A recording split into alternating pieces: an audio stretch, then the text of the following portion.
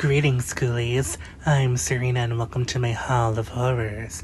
Long time no scream. My apologies for the lack of videos. There's only so much to do when you're dead. I'm afraid I haven't really had much to talk about. I didn't post a reading wrap-up last month either because I fell into a little bit of a reading slump and I didn't end up reading anything that month, but I think I've pulled myself out of it a little bit the past week or so. I do have a few video ideas lined up, so your gruesome ghoul of terror will be posting again very soon. But anyway, for the month of June, I read 2 books, not quite as impressive as previous wrap-ups, but it's better than nothing. I thought to help myself get out of my reading slump, I would read something predictable and easy and quick, something I've read before. So I picked up one of my point horror books, one that I read years ago that I really loved at the time, The Window by Carol Ellis. This is about a girl named Jody who goes on a ski trip with a group of kids and she twists her ankle while on the slopes and she's bedridden for the rest of the trip.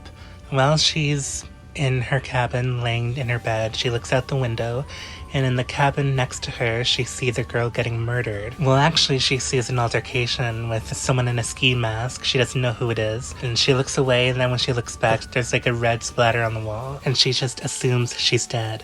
It's very much like a point horror version of Alfred Hitchcock's Rear Window. I'd classify it as more of a mystery than horror, honestly. It's not very scary at all. When I read this back in 2019, I thought it was so amazing. I thought it was greatly suspenseful, and I guess it still is. At the time, it was one of the best books I ever read, and ever since then, I had this idea in my mind that it was this amazing book, and I would love to reread it someday. Back then, I was really only reading vintage YA. I didn't really read as many contemporary books, versus now when that's pretty much all I read. I don't really read these books as much as I used to. I mostly just collect them now. So my palette has definitely changed since then. It's not a bad book. It's inoffensive, it's quick, thrilling enough, it's suspenseful enough. But for me personally, it didn't really hit as hard as it used to, and it wasn't really my thing, unfortunately. That's kind of why I'm afraid to revisit old favorites of mine, because I feel like they won't live up to the hype that Past Me set up. And unfortunately that was the case with this one. It just wasn't as good as I remembered it being. For The Window by Carol Ellis, I give it 2.5 skulls out of 5. The next book is Frankie Graves Part 2 by Cameron Robique. I thought if anyone was going to get me out of a reading slump, it was him. If you would like to know my thoughts on Part 1, you can check out my March reading wrap-up. I really loved it.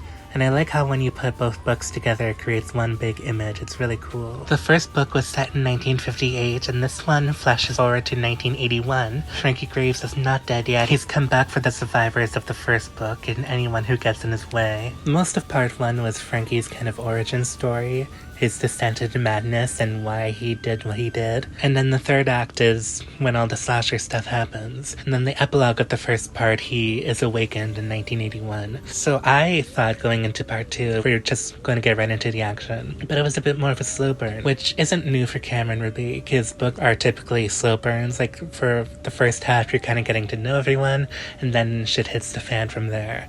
Which I really like, actually. I like getting to know the characters before we kill them off. You kind of feel for them more. I especially felt that way for Disco Death Trap.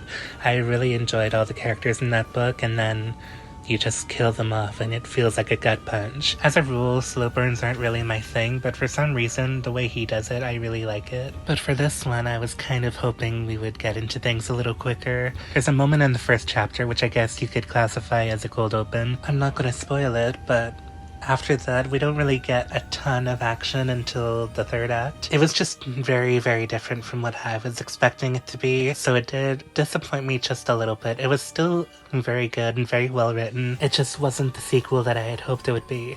It was a lot of time spent with the survivors of the first act and kind of like what they're getting up to these days, and not as much time with Frankie. At the end of the day, what you want in a slasher story is slashing. There's a new cast of teens in the story, one of which being Julie, who's the daughter of Cheryl and Dennis, the survivors of Part 1. And I feel like we didn't get to spend as much time with them as I thought we would. It was a lot of time spent with, again, the survivors of Part 1. So while I didn't love it quite as much as Part 1, and it didn't really meet my expectations, I still enjoyed it quite a bit, and I would still recommend you check out Cameron's work. He's really good at what he does. Speaking of which, I do have a bit of an update on him.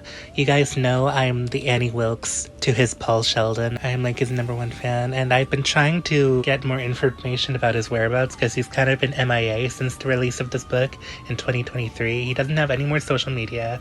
It's just his website, and there hasn't really been any updates on anything, so I was kind of worried of his well-being, like is he okay? But I watched one of Cameron Chaney's, another favorite Cameron of mine, one of his recent videos where he recommends some books to read for Summerween, one recommendation being the Frankie Graves duology, and Cameron Rubik actually commented, so I know he is still kicking. That at least gives me a bit of relief that he's doing well, and hopefully that means he's still writing. So yeah, that was really good to see.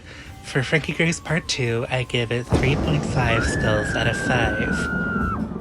As I try to do for every wrap-up, I pick the top read of the month, the one that I enjoyed the most.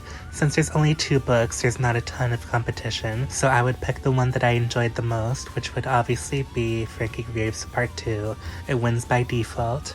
That is it for today, ghoulies. Thank you very much for watching. I do have another video planned that I've been working on for weeks, technically. I've just been slacking on finishing it up, but hopefully it'll be out soon. Until then, my creatures of the night, comment, like, and subscribe, and I will see you all in the next video. Farewell.